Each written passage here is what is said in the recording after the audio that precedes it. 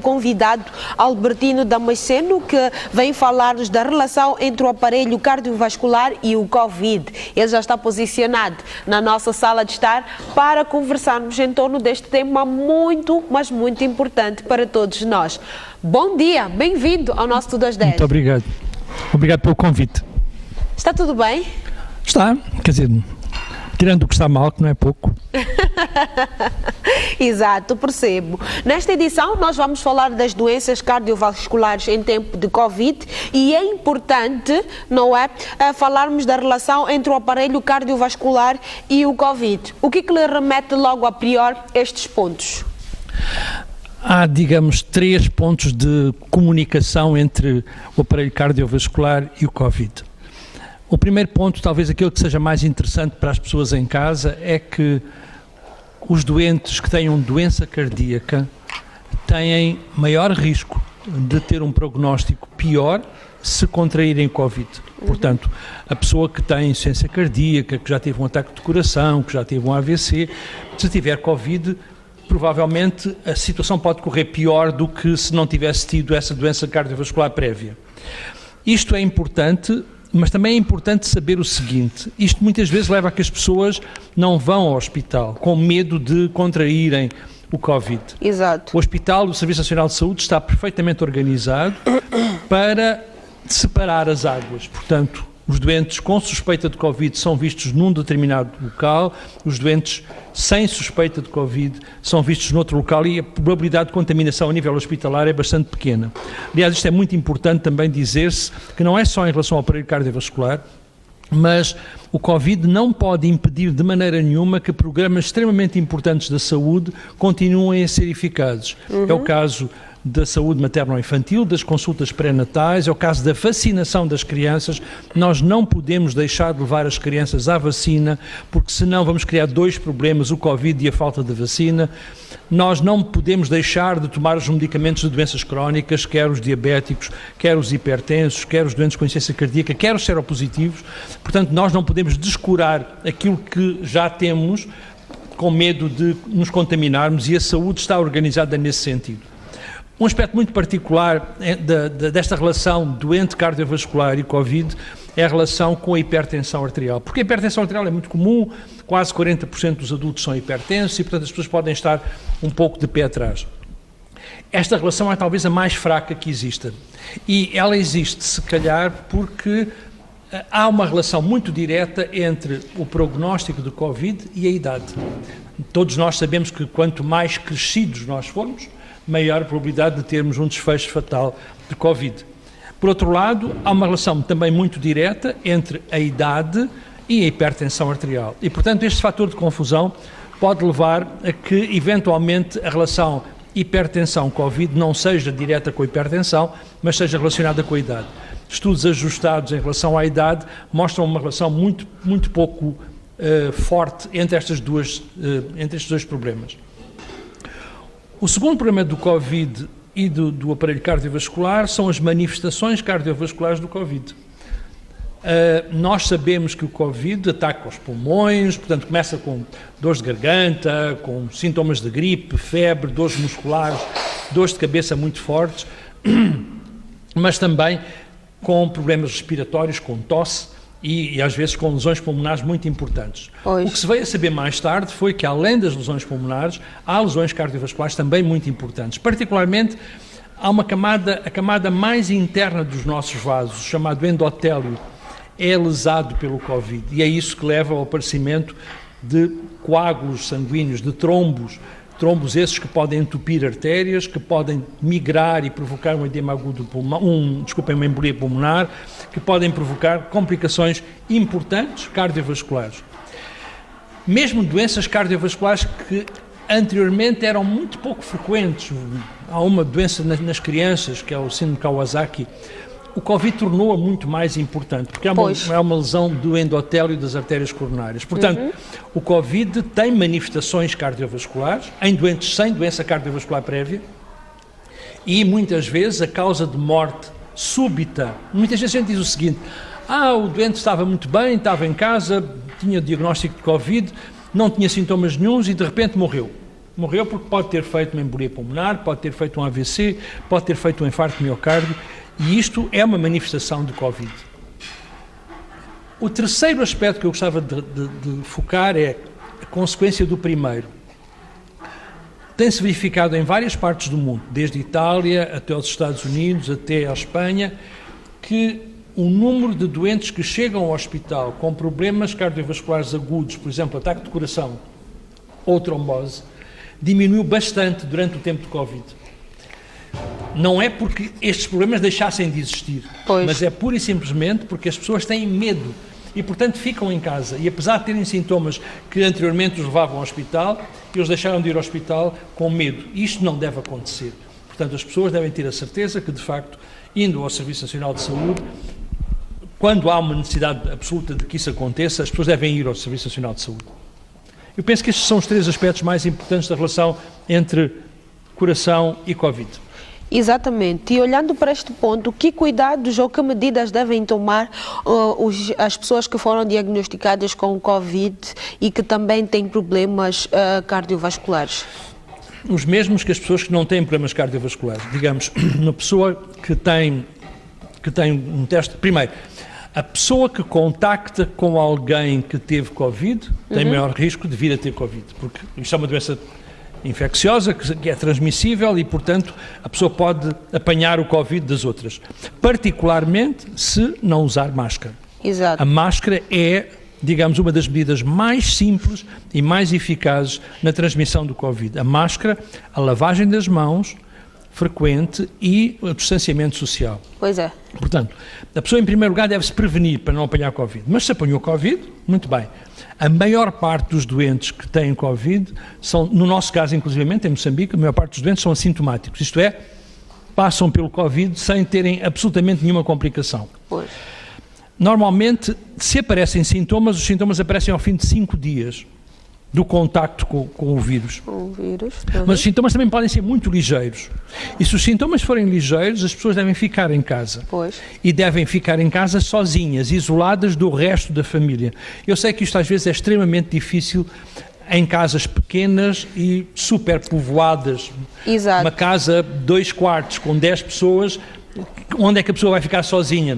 Mas esse é o nosso natural. Os moçambicanos são caracterizados como com famílias alargadas. Quanto possível, essa pessoa deve isolar-se. Pois. Se tem um primo que tem uma casa mais distante e que a casa está vazia, ir para essa... Isto é, o isolamento do doente com Covid é fundamental para que ele não transmita aos outros 10 indivíduos da casa. Exato. Mas esse indivíduo deve usar sistematicamente máscara. Se não tiver grandes sintomas, o Covid vai passar sem nenhum problema. Ele teve uma forma ou assintomática ou pouco sintomática do Covid e não vai ter problema nenhum. Se ele começa a ter febre muito alta ou começa a ter insuficiência respiratória, dificuldade em caminhar, falta de ar, etc., nessa altura ele deve imediatamente ir ao hospital. Exatamente. Muito bem, quero neste momento dar espaço aos nossos queridos telespectadores que estão a acompanhar o Tudo às 10, nesta edição de quarta-feira. Podem interagir connosco, podem ligar para nós. Vou pedir à minha produção para que coloque, já temos aí à disposição o nosso contacto. Ligue para nós, participe, esclareça aqui as suas dúvidas. O nosso convidado está inteiramente à vossa disposição para esclarecer as vossas questões. Muito bem, doutor, naquilo que concerne ao estilo de vida. Estamos a falar do estilo de vida, estamos a falar da alimentação, que esta pessoa que foi diagnosticada com Covid e que também tem problemas cardiovasculares. Que tipo de alimentação esta pessoa deve optar? Qual é o estilo de vida que esta pessoa deve tomar após o diagnóstico? Bom, um aspecto importante vai limitar o estilo de vida necessariamente é a possibilidade de contagiar outras pessoas. Portanto, as pessoas devem se isolar, mas isso não significa necessariamente que a pessoa deve deixar de, por exemplo, de caminhar. O caminhar é extremamente saudável. Eu, antes de vir para aqui, estive a caminhar 7 km e caminhar ao sol, apanhar sol também, que é muito importante. A alimentação, não há nenhum alimento que se saiba que seja protetor, fala-se do gengibre, do alho, tudo isto é história que não tem nenhuma prova científica. Portanto, o que as pessoas devem fazer é ter uma alimentação saudável, beberem bastantes líquidos, não se deixarem desidratar por causa da febre, e terem uma alimentação com bastantes frutas e vegetais, mas isso tanto é importante com o Covid como sem o Covid. Há um aspecto muito particular que isso eu gostava de aproveitar o Covid para lançar a campanha mais uma vez, é que as pessoas fumadoras têm maior risco de um prognóstico pior com o Covid. Portanto, se calhar se fuma, tem duas razões para deixar de fumar. Primeiro, para não ter complicações importantes do Covid e segundo, para não ter mais tarde complicações importantes do aparelho cardiovascular. Exatamente. Muito bem. Olhando para os problemas cardiovasculares, normalmente quais são as idades ou quais são as faixas etárias que sofrem destes problemas? Os problemas cardiovasculares surgem em relação a todos os grupos etários. É verdade que eles são muito mais comuns em pessoas mais idosas. Mas vamos começar pelo recém-nascido. Cerca de 1% das crianças recém-nascidas têm doenças cardíacas congénitas, isto é, nascem com uma malformação qualquer no seu coração, portanto, exato, logo à nascença. Depois podem adquirir, eventualmente, aquilo a que se chama a cardiopatia reumática, que é muito comum a partir dos 4, 5 anos. Nós temos uma forma particular de doença cardiovascular, que é a fibrose endomiocárdica, particularmente em Inhambane, mas também na Zambésia, também em Tete, também em Cabo Delgado, que muitas vezes surge a idades muito precoces, uns 4, 5, 6 anos. As doenças mais conhecidas cardiovasculares, a hipertensão arterial, o ataque de coração, o AVC, etc., elas começam a surgir mais tarde na vida. Infelizmente entre nós, mais cedo do que em outras partes do mundo. Pois. Nós temos muita gente com 30 e poucos anos que faz AVCs porque nunca mediu a sua tensão arterial, porque se mediu não quer tratar-se, acha que não sente nada e portanto acha que está muito bem como está, até ao primeiro sintoma que é o AVC. Exato, então estaríamos a dizer que isso também leva-nos a pautar por 2 pontos. Primeiro, para aquelas pessoas que não têm muito cuidado de visitar a unidade sanitária para fazer um teste, um exame de rotina, não é? Para saber o seu estado de saúde. E também para aqueles que já sabem, medem a pressão, sabem qual é a sua pressão arterial e muitas vezes acabam se desleixando com o assunto, não correm atrás para a medicação, para os outros procedimentos médicos.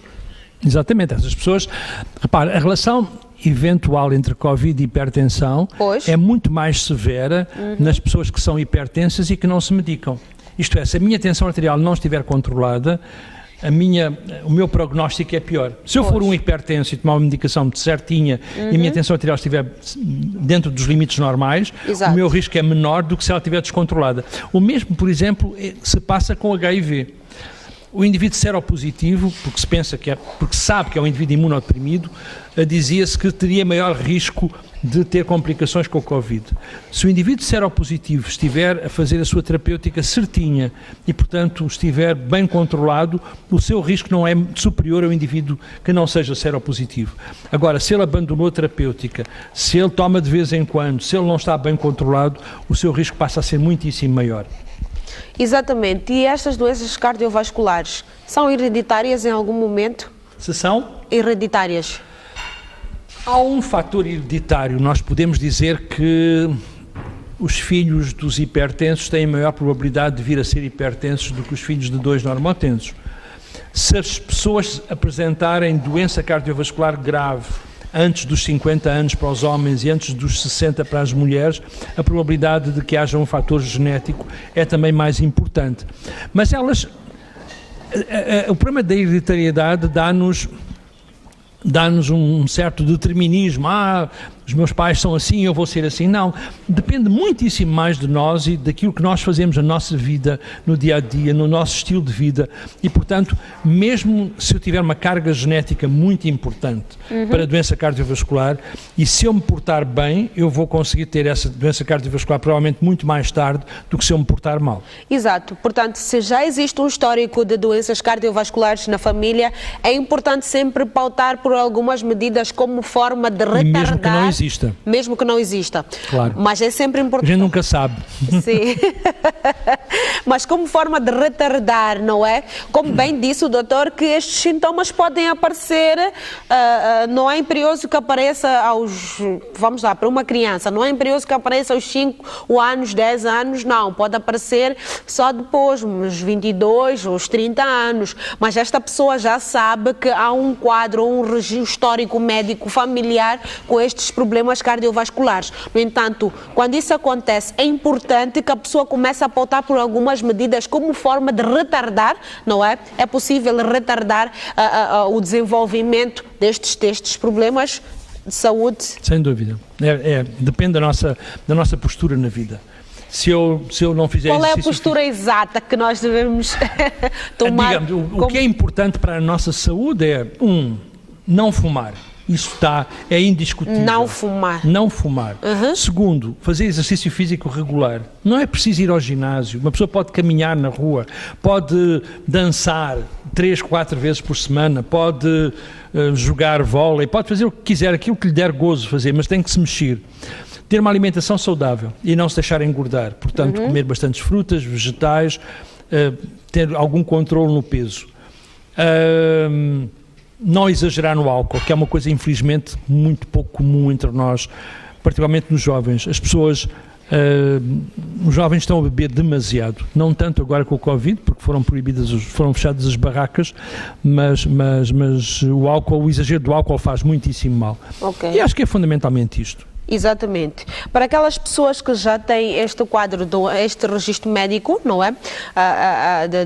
De alguns problemas cardiovasculares. Em algum momento esta pessoa não sabe, porque bem disse que é comum nós contraímos o Covid, ou estamos infectados assim que é pelo Covid, e os sintomas não se desenvolverem. O Covid, nós estamos infectados e passar automaticamente sem precisarmos entrar para um estado clínico grave. Portanto, estamos a falar de alguém que tem este problema, tem esta doença ou tem problemas problemas cardiovasculares e em algum momento não sabe que está infectado pelo Covid. Como é que nós podemos diferenciar a um ataque cardíaco normal, como disse, e um... É estatístico. Quer dizer, o que é que me interessa a mim que o meu ataque cardíaco tenha sido provocado pelo Covid ou não? O ideal é não ter o ataque cardíaco, nem um nem outro. Exato. Portanto, o que eu posso dizer é o seguinte, se um doente for Covid positivo e tiver um ataque cardíaco, é muito provável que esse ataque cardíaco tenha sido provocado pelo Covid, mas não é absolutamente certo que assim seja. O indivíduo, mesmo sem o Covid, poderia ter o ataque cardíaco. Exato. E olhando para a nossa sociedade, existe muita gente que procura as unidades sanitárias ou os médicos especialistas na área para o controle, para o cuidado, ou só procuram quando já estão numa fase crítica? Primeiro, não há tantos médicos especialistas assim. Por exemplo, cardiologistas há na cidade de Maputo, há um na Beira, um na Zambésia, 2 em Nampula e talvez um em Tete. As outras províncias, as outras sedes provinciais não têm nenhum cardiologista. Segundo, não é necessário ser um cardiologista para diagnosticar as coisas mais comuns da cardiologia. Qualquer médico o sabe fazer, particularmente o fator de risco mais importante, que é a hipertensão. Mas, infelizmente, as doenças cardiovasculares são doenças recentes. E, portanto, as pessoas não têm aquilo que se chama a literacia, não conhecem muito sobre as doenças cardiovasculares. Sabem muito sobre malária, sabem muito sobre HIV, também porque estas são as campanhas mais importantes que se fazem a nível do Ministério da Saúde. As doenças cardiovasculares são um bocado preteridas e não têm tido a importância que deveriam ter nas campanhas do Ministério da Saúde, e por isso o grau de conhecimento, o grau de literacia das pessoas em relação às doenças cardiovasculares é relativamente baixo. Por exemplo, mais de 80% dos doentes que têm hipertensão arterial nunca mediram a tensão arterial e, portanto, estão perfeitamente descontrolados, porque a hipertensão arterial também não dá sintomas e, portanto, a pessoa não tem nenhum motivo para ir para o hospital. E ninguém vai fazer uma bicha de 2 horas para chegar lá e para medir a tensão arterial, porque também não é execuível isto. Nós temos que encontrar formas mais simples, se calhar, de apoiar estes doentes ou as pessoas que queiram ir controlar a sua saúde. Mas eu diria que o grau de conhecimento e de adesão ao diagnóstico de hipertensão arterial, por exemplo, é muito baixo, infelizmente, e nós temos que mudar esta situação. Exato. E estas informações chegam às zonas recônditas, porque temos em conta... Se vocês chegarem lá... Se a Nós televisão chegamos. chegar lá, A televisão de Moçambique chega. Então é porque eles estão a ouvir. Exatamente, não só pela televisão, mas há um trabalho que deve ser feito por parte também do Ministério da Saúde, principalmente pelos cardiologistas, de forma a fazer chegar esta informação, fazer chegar a esta situação, não é? Às pessoas que estão nas zonas recônditas, porque nós aqui estamos a falar, existem pessoas que precisam de saber em detalhes, têm algumas dúvidas e precisam de interagir, e muitos deles não conseguem entrar em contato com a televisão de Moçambique, por exemplo, com o programa Tudo às 10, mas necessitam desta informação. E a rádio, por exemplo, eu acho que é um meio muito mais importante, e não só, o programa da língua também é um programa importante, não é? Porque há muita gente que não fala português e, portanto, esta mensagem não chega. Eles podem estar a olhar para a televisão, mas não estar a entender aquilo que a gente está a dizer. Exato. Mas eu acho que eu considero que o mídia, mais do que propriamente, aliás, o Ministério da Saúde usa os mídia para chegar à população.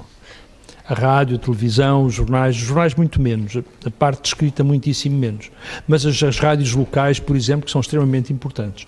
Exatamente. Doenças cardiovasculares e Covid-19 é o nosso tema para esta manhã de quarta-feira. Temos a grandiosa Magalhães, a minha colega, que também tem uma questão aqui para o nosso convidado. Grandiosa, minha querida. Eu sei que esta questão é importante, estávamos aqui a debruçar, não é? Estamos aqui todos entretidos na conversa e todos nós temos questões, não é? Para o doutor, claro. Porque afinal de contas é um tema que interessa à sociedade moçambicana. Grandiosa, querida. É isso mesmo, Mabel, quando falamos desta problemática, desta doença, sem dúvida, muitos de nós acabamos sendo afetados porque temos alguns membros da família ou porque temos amigos também que infelizmente sofrem com este mal. A questão é porque está até um pouco associada com a visita que vamos fazer daqui a pouco à cozinha.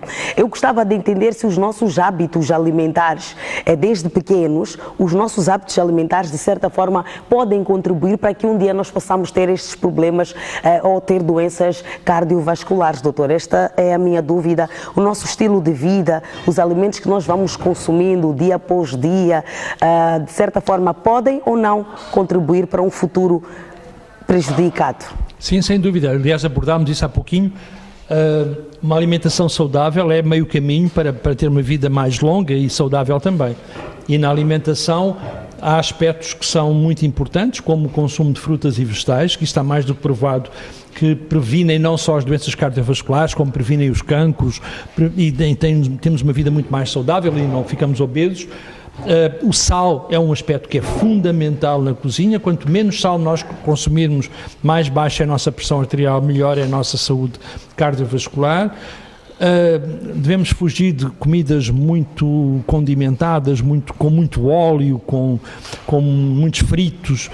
Digamos, os cozidos e os assados são de facto muito mais saudáveis do que os fritos. O peixe é muito mais saudável do que a carne. Na carne é preferível consumir a carne branca do que a carne vermelha. A carne branca é carne de galinha, por exemplo. Quando consumirmos galinha, devemos tirar a pele, porque a pele é muito rica em gorduras e em colesterol.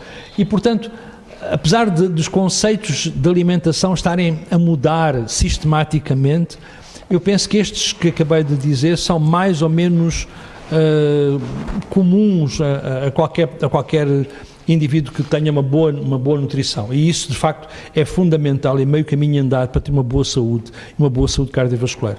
Podemos considerar que, de certa forma, sempre fala-se, não é, do aleitamento materno, que no mínimo tem que ser 6 meses. O fato de nós não cumprirmos com esses 6 meses pode estar associado com problemas futuros para este bebê relacionados com doenças cardiovasculares, ou não há nenhuma relação, doutor? O aleitamento materno é uma coisa que é fundamental, não só para a imunidade da própria criança, como, repare, até para o crescimento psíquico da criança. O contacto da mãe com a criança, o aleitamento é um momento extremamente importante de contacto entre a mãe e a criança, e acho que isso deve de ser muito importante digamos, para a tranquilidade do bebê, para tudo isso. Mas o leite materno é o alimento mais rico que nós temos e, de facto, quanto mais tempo esse aleitamento puder ser feito, melhor. Mas é um facto que o aleitamento materno, se for feito durante mais tempo, atrasa a próxima gravidez, o que é uma forma também de controle da natalidade. o aleitamento materno é muito superior a qualquer leite artificial que se possa comprar e que muitas vezes nós, para pouparmos, mas porque é bom, porque vem na propaganda e vem nos anúncios que estão nos outdoors, vamos comprar pensando que estamos a dar uma coisa muito melhor, quando nós não, as mulheres têm de facto um leite muito superior a qualquer leite em pó que seja ou que possa ser dado às crianças.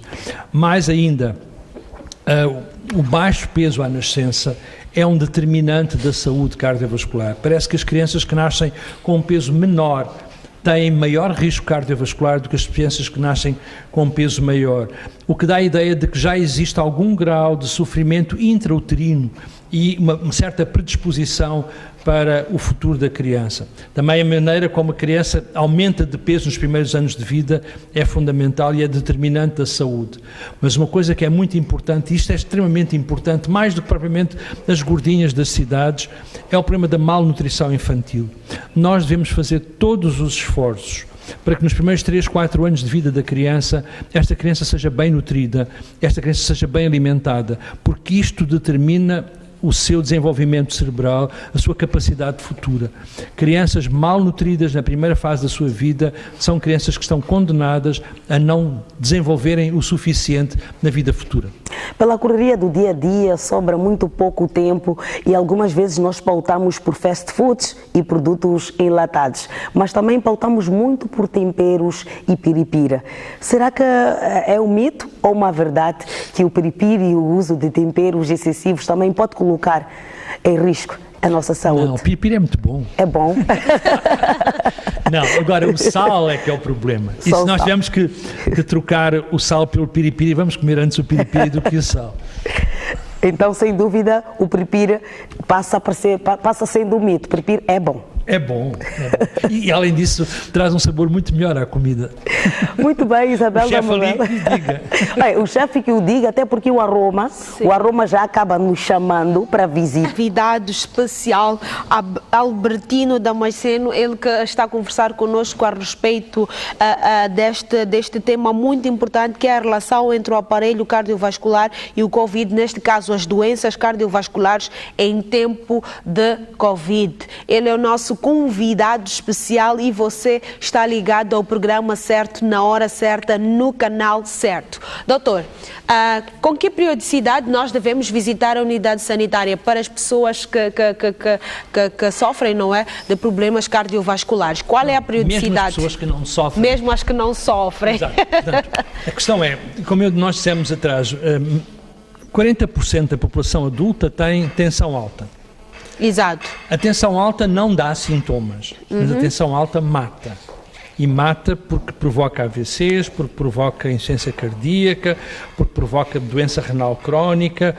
Portanto, eu posso prevenir as complicações da hipertensão arterial. Como? Diagnosticando o mais cedo possível de que sou hipertenso. E depois de ser diagnosticado, eu tenho que tratar diariamente, sistematicamente. Há pessoas que ficam muito preocupadas e dizem, mas então e depois eu não posso abandonar a medicação? Pode, no dia em que quiser morrer de AVC, abandone, espera um pouquinho sentado que vai ter o AVC. Agora, se não quer ter o AVC e se for hipertenso, toma a sua medicação todos os dias e vai prevenir o aparecimento. Não quer dizer que não vá ter com certeza, mas de certeza que vai ter muito mais tarde ou não... Vai retardar... Ou mesmo deixar de ter. Exato. Ou mesmo deixar de ter se estiver bem controlado. Então, o conselho que eu quero dar é que as pessoas com mais de 30 anos, pelo menos uma vez por ano, deviam ir a uma unidade sanitária e pelo menos avaliar a sua pressão arterial. Se as pessoas têm alguns sintomas, como por exemplo, se levantam muitas vezes à noite para urinar, se têm muita sede, se estão a perder peso, são obesos e estão a perder peso, mas têm fundamentalmente uma frequência muito grande urinária, particularmente durante a noite, devem ir ao centro de saúde para saber se não têm uma diabetes, não é? Portanto, tudo isto são coisas que as pessoas devem fazer independentemente dos seus sintomas, particularmente em relação aos hipertensos. E são detalhes que precisa-se de prestar atenção. Esteve aqui a dizer o doutor que quando nós vamos frequentemente, não é? À noite à casa de banho. À noite à casa de banho. E mesmo durante o dia, quando temos muita sede. Muita sede. E se somos um pouquinho gordinhos, nós podemos pensar que eventualmente temos uma diabetes. E se a diabetes for diagnosticada mais cedo, nós podemos controlá-la e atrasar as suas consequências. Mas o aspecto importante é que a hipertensão não dá sintomas. Portanto, a única maneira de a gente diagnosticar a hipertensão arterial é medi-la. E uma vez por ano, a partir dos 30, qualquer indivíduo deveria medir a sua tensão arterial. Sempre, sempre, porque senão não vai descobrir que é hipertenso, a não ser quando tiver uma complicação dessa mesma hipertensão. Portanto, uma vez por ano é recomendado medir aí a sua... portanto, você, querido telespectador que está ligado ao nosso programa, já tem esta dica. Grandiosa Magalhães, eu sinto que tens mais uma questão. É isso mesmo, Isabela. Eu sinto que a conversa torna-se cada vez mais interessante e as curiosidades vão surgindo a cada minuto e a cada segundo. Eu quero aproveitar esta oportunidade. Eu percebi que o doutor, quando esteve a falar há pouco, ele tocou numa doença que está a preocupar muito o nosso país. Temos um índice que está a subir dia após dia, que é preocupante, que é a diabetes. Eu gostava de entender que se um doente de diabetes pode, de certa forma, desenvolver, está mais vulnerável à doença que estamos a falar hoje, ou não está associado, doutor? A doença que estamos a falar hoje, o Covid? Não. As doenças cardiovasculares. Sim. Aliás, nós cardiologistas e os endocrinologistas, portanto, as pessoas que tratam da diabetes não gostam muito que a gente diga isto, mas nós dizemos que o doente diabético é um doente cardiovascular com açúcar elevado no sangue. Porquê? Porque a principal causa de morte do doente diabético é uma causa cardiovascular. O doente diabético tem muito mais ataque de coração, tem muito mais AVC, tem muito mais doença vascular periférica do que o doente não diabético. Habitualmente, a causa principal de morte do doente diabético é uma causa cardiovascular. Esse é o principal fator de risco. Mas os diabéticos também têm muito maior risco se tiverem Covid do que os indivíduos não diabéticos. Portanto, ser diabético é também um risco de complicações do Covid. Então, e é por isso que todos os endocrinologistas se preocupam não só em controlar o açúcar no sangue do doente diabético, mas fundamentalmente, se calhar muito mais importante, controlar a pressão arterial desse doente diabético, que deve estar normal, controlar o colesterol desse doente diabético, controlar, impedi-lo de fumar, porque um diabético a fumar é muito mais perigoso do que um não diabético a fumar, porque já são dois fatores de risco associados.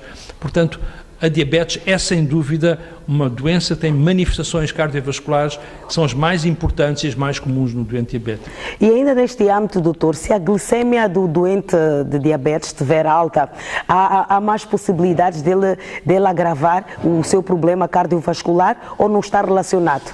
Não está tão relacionado o controle da glicemia com as complicações chamadas macrovasculares, que são as do coração, etc. Não está. Está muito mais relacionada a pressão arterial do doente diabético, o colesterol do doente diabético, o facto de fumar ou não fumar, com as doenças cardiovasculares no doente diabético, do que propriamente o controle da glicemia. Até há bem pouco tempo, é uma coisa muito interessante na medicina, até há bem pouco tempo nós tínhamos uma série de drogas que baixavam o açúcar no sangue ao diabético e, portanto, tornavam o diabético mais confortável. Não tinha que se levantar várias vezes à noite para urinar, porque ele levanta-se porque tem que expelir o açúcar a mais no seu sangue. Portanto, dormia mais tranquilamente, mas engordava, porque quando o indivíduo urina muitas vezes vai perdendo peso por causa do açúcar que vai expelindo. Mas todas as drogas que nós usávamos para tratar a diabetes até há bem pouco tempo eram drogas que melhoravam o controle do açúcar no sangue, mas não prolongavam a sobrevida dos doentes. Isto é, os doentes morriam exatamente na mesma altura. Bem controladinhos da diabetes, mas morriam na mesma altura. Só muito recentemente é que surgiram algumas drogas novas que, se forem dadas aos doentes diabéticos, não só controlam o seu açúcar, como melhoram o prognóstico cardiovascular, porque são as principais causas de morte do diabético. E essas drogas começaram a ser agora introduzidas no mercado e já estão disponíveis em Moçambique. Muito obrigada, eram estas algumas das dúvidas que tinha. Penso que estou muito, mas muito bem esclarecida. Eu gostava também que todos que estão aí em casa também possam ter esclarecido qualquer dúvida que seja. Isabel Namabel, deste lado, é tudo. Devolvo a bola. Exatamente. Muito obrigada, Grandiosa. Nós continuamos e eu gostaria de saber aqui do nosso convidado, fora diabetes, não é? Quais são as outras doenças que podem se associar a estes problemas cardiovasculares ou como porta de entrada para estes problemas cardiovasculares? Há uma situação que é doença renal. Há uma relação direta entre doença renal e hipertensão. Simplesmente a hipertensão não controlada provoca doença renal. Pois. O doente renal tem hipertensão e muitas vezes a gente não sabe qual é a galinha e qual é que é o ovo. Isto é, o que é que começou primeiro? Foi a hipertensão que deu cabo do rim ou foi o rim lesado que levou ao aparecimento da hipertensão? Mas há sem dúvida uma relação direta entre doença renal crónica e hipertensão arterial e doença cardiovascular. As doenças endócrinas, há causas secundárias de hipertensão arterial que são causas endócrinas, mas digamos que fundamentalmente o aumento do colesterol, portanto aquilo que se chama a dislipidemia, o aumento do colesterol, a diabetes, o tabaco e a hipertensão arterial são os 4 fatores de risco mais importantes para o desenvolvimento da doença cardiovascular no futuro. Exato. Destes que mencionou, qual é o mais comum no seio da sociedade? Que muitas vezes... A hipertensão, sem dúvida nenhuma, 39%. 4 em cada 10 adultos moçambicanos têm tensão arterial alta e não sabem. 80% deles não sabem. Só 2 em 10 é que sabem que são hipertensos. Mas a maior parte deles não toma os medicamentos e não se controla. Portanto, este de facto seria um ganho imenso se as pessoas começassem a medir a sua pressão arterial, começassem a controlar a sua pressão arterial. Eu não tenho estes dados. Nós fizemos um trabalho, por exemplo, sobre a trombose, sobre o AVC, talvez há uns 12 ou 13 anos, em que nós fomos buscar todos os indivíduos que entraram no Hospital Central de Maputo com trombose durante um ano. E a média de AVCs era por volta de 2,3 por dia, durante o ano. Ontem eu falei com uma colega de neurologia que me diz que há dias em que entram 10 doentes com AVC e que 10? a média anda por volta dos 5. Significa que, de facto, a prevalência do acidente vascular cerebral aumentou enormemente. Porquê? Porque nós não controlamos a nossa pressão arterial. Exatamente. Bom, portanto, é importante nós começarmos a medir a nossa pressão, é importante nós começarmos a cuidar da nossa saúde, porque muitas vezes percebemos que as pessoas não têm este ponto, não, este cuidado de medir a sua pressão e saber mais ou menos qual é o seu nível, se tem uma pressão alta ou baixa. E isso é importante, porque só assim este indivíduo pode começar a tomar as medidas importantes para a pressão alta, tanto como para a baixa. A baixa é o sinal de longa vida. A baixa não mata ninguém. Não, a baixa não mata ninguém. Aquilo que mata, aquilo que é perigoso é a tensão alta. Alta. A tensão baixa pode dar tonturas, uma pessoa pode sentir-se mal, etc. Sim. Mas se tiver uma tensão baixa, significa sinal de longa vida. Uau. Se ela não subir. Portanto, deixe estar baixa, a baixa não se trata, antes pelo contrário, deixa-se estar tal e qual como está. O que mata é a tensão arterial alta. Exato. Neste ponto também há um mal que precisamos de eliminar, no sentido de sensibilizar a nossa sociedade de modo a que possa ter esta prática de sempre procurar uma unidade sanitária, uma farmácia para medir a sua pressão. E como bem disse, os moçambicanos infelizmente não têm esta cultura. Que trabalho tem sido feito por parte do Ministério para chamar a atenção também à reflexão a este ponto? Eu estou cansado agora de falar sobre hipertensão. Fora da televisão. Eu acho que aquilo que tem sido mais feito é através de programas de televisão. Há uma coisa que foi feita durante muito tempo, que é o Dia Mundial do Coração, que habitualmente é no último domingo do mês de setembro. Sim. E nós também temos usado isso para fazermos algumas campanhas. Há feiras de saúde que o Ministério da Saúde faz. As feiras de saúde. Exatamente, onde se mede a tensão arterial. Portanto, há de facto... Não tem ainda a importância que deveria ter, porque há outras prioridades. Eu digo sistematicamente que só há 3 doenças em Moçambique, que são a malária, a tuberculose e o HIV, infelizmente. e que temos que mudar e temos que passar para as doenças não transmissíveis e para as doenças cardiovasculares. Exatamente. Costuma-se dizer que tudo que é bom dura pouco. Em jeito de últimas considerações, há algo que acha que é importante frisar e chamar a atenção aos nossos queridos telespectadores em torno da nossa conversa? Muito obrigado. Eu queria só dizer o seguinte, é que se for doente cardíaco, apesar de que eventualmente o doente cardíaco tem maior risco de ter um prognóstico reservado se tiver Covid, não deixe de tomar os seus medicamentos. Vá ao hospital às suas consultas de rotina. Não deixe de aparecer no hospital se tiver uma situação de urgência, porque é muito melhor atendido no hospital do que se ficar em casa. Portanto, esta tendência das pessoas terem medo de ir ao hospital deve terminar e que as pessoas devem ter a certeza que o Serviço Nacional de Saúde está organizado para diferenciar o que é Covid e que entra por uma porta e o que não é Covid que entra por outra. Exatamente. Albertino Damasceno é o nosso convidado, ou seja, para esta edição do Quarta-feira Cardiologista. Nós queremos agradecer imenso a sua presença no Tudo às 10. Muito obrigado, Will. Volte mais vezes, a porta estará sempre aberta para debruçarmos em torno deste assunto e, acima de tudo, chamar a atenção aos moçambicanos. Muito obrigado. Obrigada a nós. Obrigado. Atenção, também é nosso convidado para almoçar. Sim, muito obrigado. Sinto que a nossa confissão já está pronta. Tá, vamos então. Com um bocadinho de piripiri. Com um bocadinho de piripiri.